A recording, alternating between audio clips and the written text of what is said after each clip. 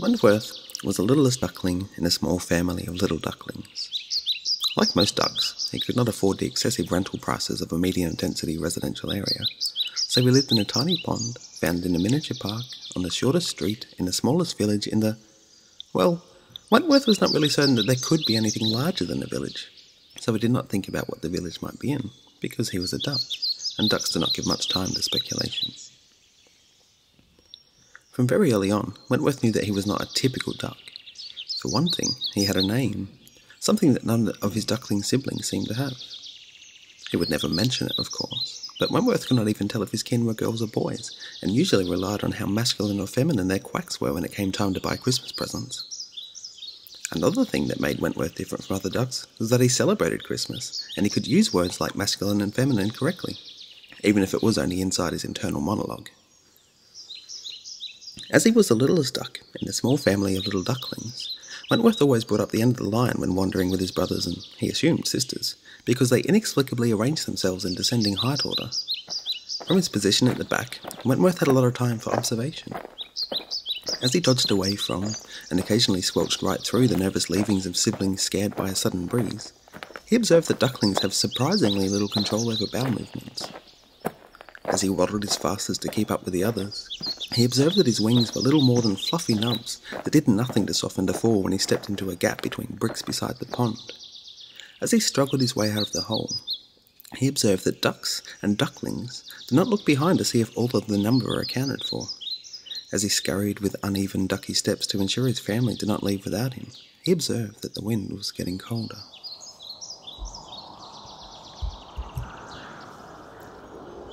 Wentworth did not love his family. Love was something that happened to other animals, but he would say, or at least think vigorously, that when he was waddling or paddling behind his mother and nestmates, he could not imagine any other way the world should be. Not only because ducks did not spend much time imagining, but because he felt that nothing was wrong with how things were. He was not even sure he knew the meaning of wrong. Wentworth did not consider himself valiant or selfless, because these words were not part of his astounding for a duck vocabulary. But something inside of him flashed when he saw his duckling kin struggling, when a brother, or, he assumed, sister, was having trouble catching the small fish that darted in the water underneath their waiting feet. Wentworth would always be sure to pass on anything he caught to them, because he knew that he was the littlest duckling in a small family of little ducklings, and food should go to the ones who need it most. Wentworth may have had difficulty identifying the differences between the ducklings he roamed with, but he knew how to count. Well, at least, he knew that there were this many ducklings he followed. So one day, when Wentworth saw that instead of this many ducklings, there were now this many ducklings, he veered from the trail, risking being left behind, to find out where his brother, or, he assumed, sister, had gone. Wentworth followed a haphazard trail of little duckling droppings, and he saw that a gust of wind had blown his nestmate into the pond. Because of what Wentworth had observed, and because only Wentworth could observe, the rest of his family had continued without them. The two ducklings ran, in the lopsided way that ducklings run, and caught up to their small family. Wentworth did not know what comforting was. Ducks did not give much time to comforting. But he placed a small, fluffy wing on his recently lost duckling sibling, and left it there until the trembling stopped. Recently, Wentworth had been observing changes that were occurring beside the tiny pond in the miniature park on a shorter street in the smallest village. The leaves on the trees had been changing colour, and today they fell down to the ground in a rain of orange, brown and gold. The wind, that Wentworth had observed as colder than it used to be, was now cutting through his fluff-like feathers and blowing so hard that he had to stop observing and start concentrating on walking in a straight, well, as straight as a duck is able, line. Wentworth knew that his family would soon leave the pond, leave the miniature park, leave the shorter street, maybe even leave the smallest village. He could not say how he knew. Perhaps it was in the faraway sound in his mother's quacks, or the way she frequently stared beyond the trees and past the village. But he knew. If he had known what it was to be anxious or excited, he might have thought himself just that. But for now, he continued following his duckling siblings, and observed the things he knew were right. As Wentworth avoided a particularly running dropping, he observed that again his family line was reduced to only this many ducklings.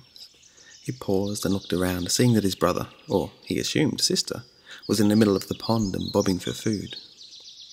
Wentworth observed the little orange feet sticking out of the water, and if ducks could laugh, he would have laughed at the way the feet seemed to be walking upside down on the spot.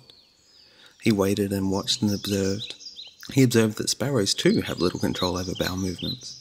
He observed that there were many ducks flying across the sky and past the village. He observed that the sun was nearly hidden behind the trees, and he observed that the pond was empty and his brother, or he assumed sister, indeed all of his brothers and he assumed sisters, were nowhere to be seen. While he was observing everything, the world and his family had moved on. Wentworth was no longer the littlest duckling, living in a tiny pond found in a miniature park on a shorter street in the smallest village. Wentworth was the only duckling, the only duck. As he turned in circles, looking out across the pond and across the park and through the trees into the village, he observed that the only thing small now was himself.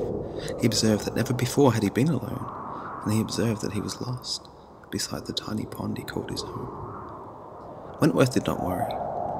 He had never had any reason to worry, and his path had always been set by those tallest at the front. But he felt that, should his family return now, soon, as quickly as possible, the aching inside of him would go away. He observed that ducks should not ache for no reason, and he observed that personal observations were another thing that made him different to a typical duck. He quacked. He set out to quack. He was certain he set out to quack, and his bill trembled as a tiny squeak emerged and died in the air, far too close to be heard. He took a step, the first ever without some kin to follow, and then another step, and another, and Wentworth went. Wentworth went with no aim in mind, because ducks do not plan, and he curled up upon himself to sleep in a pile of golden leaves. Wentworth did not shiver, because ducks do not stay in places that are cold. And when he woke to see his world had turned white, he did not shiver with cold, as he did not panic, because ducks do not panic. And when he went to the pond to sate his hunger, he did not shiver with cold, as he did not panic, as he did not slip and stare at water turned to ice, because ducks do not live near ponds that freeze over and restrict the food. And Wentworth wondered, even though he knew that ducks do not wonder. Wentworth wondered why he shivered with cold and felt panicked and was slowly falling to sleep upon the ice.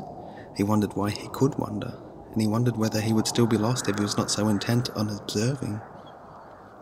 Wentworth wished, even though ducks do not wish. He wished that his family could wonder, and he wished that they would wonder where he went.